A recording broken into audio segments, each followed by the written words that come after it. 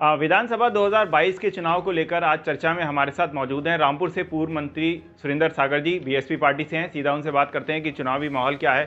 सुरेंद्र जी, चुनावी माहौल शुरू हो गया है, तो क्या कहना चाहेंगे, क्या लगता है बीएसपी पार्टी के लिए आपको? देखिए, सबसे पहले तो मैं आज 31 दिसंबर है और 12 बजे के बाद 2022 नववर्ष शुरू हो जाएगा, तो अपने जनपद वासियों को और प्रदेश वासियों को नववर्ष की मुबारकबाद देना चाहता हूं और सबके लिए मेरी ये शुभकामनाएं हैं कि आने वाला समय उनके लिए खुशहाली लेकर आए। ये बताइए कि चुनावी माहौल शुरू हो गया है, तो क्या कहेंगे इस पर आप? देखिए, चुनाव बहुत ही महत्वपूर्ण चुनाव है और आज जो वर्तमान में सरकार हमारे प्रदेश में और देश में चल रही है, उससे जनता बहुत परेशान है। किसान, मजदूर, व्यापारी सभी परेशान हैं और परिवर्तन चाहते हैं।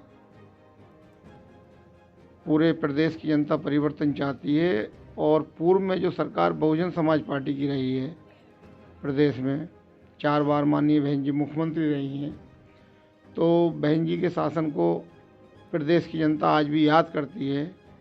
जो जन कल्याणकारी योजनाएं उनकी सरकार में उन्होंने चलाई थी, उन्हें भी जनता याद करती है और दोबारा प्रदेश की जनता चाहती है कि बहन जी का शासन आए और 5वीं बार बहन जी मुख्यमंत्री बने। अच्छा, जिस तरह से चर्चा चल रही है कि आप भी चुनाव में दिख सकते हैं, तो कहाँ से चुनाव लड़ सकते हैं आप और क्या कहना चाहेंगे? चर्चा ये ठीक है अभी नहीं? देखिए, बहुजन समाज पार्टी की राष्ट्रीय अध्यक्ष बहन मायावती जी ने 2019 में ही, मैं चूँकि संगठन का कार्यकर्ता रहा हूँ और मैंने जिले से लेकर मंडल तक विभिन्न पदों पर काम किया है, तो 2019 में मुझे माननीय बहन जी ने ये कहा था कि आप मिलक सुरक्षित सीट को तैयार करें, हम आपको चुनाव लड़ाना चाहते हैं। और विधिवत घोषणा भी नहीं हुई है, लेकिन उन्होंने मुझे ग्रीन सिग्नल दे दिया है कि हम आपको आने वाले 2022 में प्रत्याशी बनाएंगे और चुनाव में उतारेंगे। क्या मुद्दे लेकर जाएंगे आप अगर टिकट होता है तो? मुद्दे बहुजन समाज पार्टी के पास बहुत हैं, क्योंकि पूर्व की जो सरकारें रही हैं, जब भी बीएसपी की सरकार रही है, तो जन कल्याणकारी योजनाएं चली हैं और जनता में खुशहाली रही है और जनता सहमत है और चाहती है कि बहुजन समाज पार्टी की सरकार 5वीं बार आए इस प्रदेश में। भाजपा में राजबाला हैं, विधायक हैं, उनके काम से कितना संतुष्ट हैं आप? देखिए, जब मैं क्षेत्र में जाता हूं तो हर जगह मिलक ही नहीं, बल्कि जहां जहां भी भारतीय जनता पार्टी के विधायक वर्तमान जनता के बीच जाते हैं, तो उन्हें जनता अपमानित करके, गाली गलौज करके, उनकी गाड़ियों पर कीचड़ डाल के, पत्थर मार के भेजने का काम कर रही है। इससे बड़ी और क्या बात हो सकती है कि जो वर्तमान में सत्ता में सरकार है, उनके विधायकों के साथ ऐसा व्यवहार जनता कर रही है, तो ये खुद ही सोचने लायक बात है। और वहाँ की विधायक बोल रही हैं कि मैंने तमाम सारे काम वहाँ करा दिए, तमाम सारे लोगों की समस्याओं को वो सुन रही हैं, तो आप क्या कहेंगे? देखिए, विधायक जी जो हैं वहाँ, उन्हें जानकारी ज़्यादा नहीं है। वो विधानसभा क्षेत्र में कोई विकास नहीं करा पाई हैं। जिस तरीके से सत्ता के विधायक ने विकास कराना चाहिए, वो विकास नहीं करा पाई हैं और जनता विधायक से बहुत नाराज़ है और क्षेत्र में विकास का बहुत बड़ा अभाव है। आज भी कोई योजना ऐसी नहीं बनी है विधानसभा में जो विधायक के द्वारा बनाई गई हो या उसका कोई लोकार्पण हुआ हो। कोई भी कार्य विधायक के द्वारा नहीं हुआ है। ये बताइए कि जो सांसद आजम खान जेल गए हैं, जिस तरह से उन पर आरोप लगे कि तमाम सारी ज़मीन कब्जाना, उसके बाद सरकार ने कार्रवाइयाँ करी, स्थानीय लोगों ने भी आरोप लगाए थे, तो अब आप जेल जाने पर उनका कैसा देखते हैं, क्या लगता है आपको? देखिए, सांसद आजम खान साहब रामपुर में बहुत लंबे समय से राजनीति में रहे, लेकिन उन्होंने अपनी राजनीति में जो यूनिवर्सिटी बनाई, उसमें कहीं ना कहीं बहुत बड़ी उनकी लापरवाही रही और उन्होंने गलतियां की, जिसका खामियाजा आज उन्हें उठाना पड़ रहा है। हमारे रामपुर शहर के सैकड़ों लोगों ने उनके खिलाफ एफआईआर दर्ज कराई है।